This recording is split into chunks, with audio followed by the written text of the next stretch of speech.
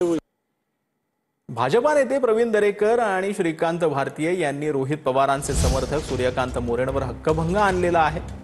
सूर्यकांत मोरेंनी सभापती पदावरून राम शिंदेंवर टीका केली होती। या प्रकरणी त्यांच्यावर हक्कभंग आणण्यात आला।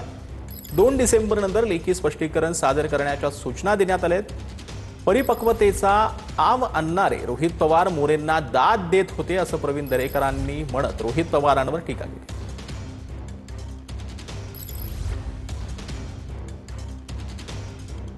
हजारांनी की 288 आमदारांच्या पुढे बसतात, साप चुकीचं आहे। हे माझ्या माहितीनुसार 70 का 75 आमदाराच्या सभागृहाचे सभापती आणि हे सांगतात मी कायदे बनवतो। हे कायदे बनत नाही, कायदा दादाच्या सभागृहात बनले जातात। म्हणजे विधानसभेत पारित करायला तो ठराव जातो विधान परिषदेत, आणि त्यांनी फक्त मास्तर जसा शाळेतले पोरं मोजतो तसं बघायचं, ठरवायच्या बाजून किती मतदान झालं मोजायचंय, आणि इकडे नाही झालं तेवढं मोजायचंय। तेवढाच अधिकार आहे, बाकी काही अधिकार नाही। माननीय सभापती, माननीय महाराष्ट्र विधान परिषद सभागृहाचा अवमान अवहेलना करणारे श्री सूर्यकांत मोरे यांच्यावर विशेषाधिकार भंग कारवाई प्रस्तावित करण्याची सूचना मी आणि माझे सहकारी सन्माननीय श्रीकांत भारतीय यांनी सादर विधिमंडळाला केलेली आहे। त्याची नोटीसही सर्व झालेली आहे, जेणेकरून भविष्यात अशा प्रकारच्या घटना घडू नयेत आणि सभागृहाची प्रतिष्ठा सुरक्षित राहावी, हाच यामागचा उद्देश आहे। एक स्वतःला परिपक्व नेता असं दाखवण्याचा आव आणणारे रोहित पवार हे तर मोरेंच्या वक्तव्याला हसून दाद त्या ठिकाणी देत होते, आणि म्हणून विधिमंडळाच्या दोन्ही सभागृहाचं प्रतिनिधित्व करणाऱ्या लोकप्रतिनिधींसमोर लोकशाहीचं मंदिर असणाऱ्या राज्याच्या सर्वोच्च असा सभागृहाची प्रतिमा त्या ठिकाणी मलिन होते, आणि त्यावर कोणताच आक्षेप घेतला नाही, तर ही मोठी शोकांतिका या निमित्तानं पुढे येते।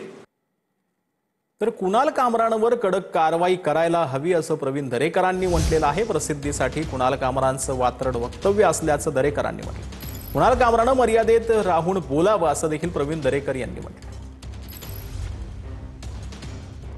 कुणाल कामराचं अति होतंय, त्याच्यावर कडक कारवाईची आवश्यकता, आणि केवळ प्रसिद्धी मिळते, या प्रसिद्धीच्या साठीच अशा प्रकारचं वात्रट काहीतरी बोलत असतो, पण सूर्यावर थुंकून काही सूर्याला परिणाम होत नाही। पण त्यांनी मर्यादात राहून बोलावं असं त्यांना आपल्या माध्यमातून सांगणं आहे, नाहीतर मग आमचाही त्या ठिकाणी संयम ढळला तर मग कामराचे जे काय व्हायचं ते होईल।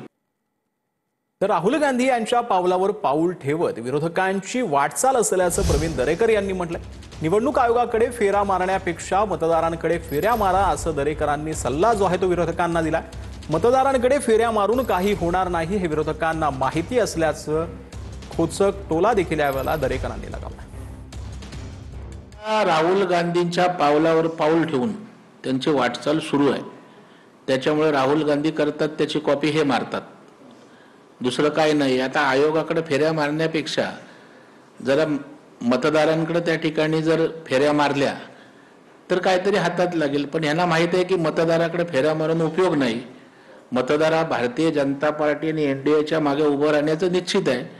मराठीचा डाव, खोटं नॅरेटिव्ह सेट करण्यासाठी आता निवडणूक यंत्रणाच कशी चुकीची आहे, मतदार याद्याच कशा बोगस आहेत, अशा प्रकारचं चित्र उभं करण्याचा केविलवाना दुर्दैवी प्रयत्न आहे। तर काही दिवस मी सिक लीव्हवर आहे असं सलील देशमुख यांनी म्हटलेलं आहे। माझी तब्येत आधी सुधारली पाहिजे तर दुसऱ्यांसाठी झटू शकतो असं देखील सलील देशमुख यांनी म्हटलं। निवडणुकांच्या प्रचाराला जाण्याचा प्रयत्न करणार असल्याचं देखील सलील देशमुखांनी म्हटलं। पहिले माझी तब्येत त्या ठिकाणी दुरुस्त झाली पाहिजे। माझीच तब्येत दुरुस्त नसेल तर मी दुसऱ्यांच्यासाठी मी काय करू शकणार आहे। पहिले मला सुदृढ होणं त्या ठिकाणी गरजेचं आहे। सन्माननीय सुप्रियाताईंनी पण हे सांगितलं असं मला आपल्या माध्यमातून पण कळलं, दुसरीकडे पण त्या ठिकाणी कळलं। म्हणजे सलील देशमुख आता सिक लीव्हवर आहे असं म्हणायचं?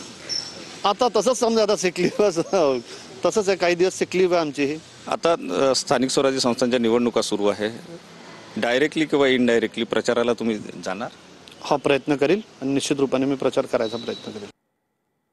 तर बारामतीमध्ये बसपा उमेदवाराच्या प्रचाराचा बॅनरवरती मंत्री छगन भुजबळांचा फोटो पाहायला मिळालेला आहे. छगन भुजबळांच्या फोटो बरोबर लक्ष्मण हाकेंचाही फोटो पाहायला मिळतो. नगराध्यक्षपदाचे उमेदवार काळूराम चौधरींचा बॅनरची सध्या चर्चा होते. निवडणुकीत भाजप आणि दोन्ही राष्ट्रवादी आणि बहुजन समाज पक्षात प्रमुख लढत होणार आहे. काही दिवसांपूर्वी उमेदवार काळूराम चौधरी मतदारांना दिलेल्या आश्वासनांमुळे चर्चेत आलेले होते.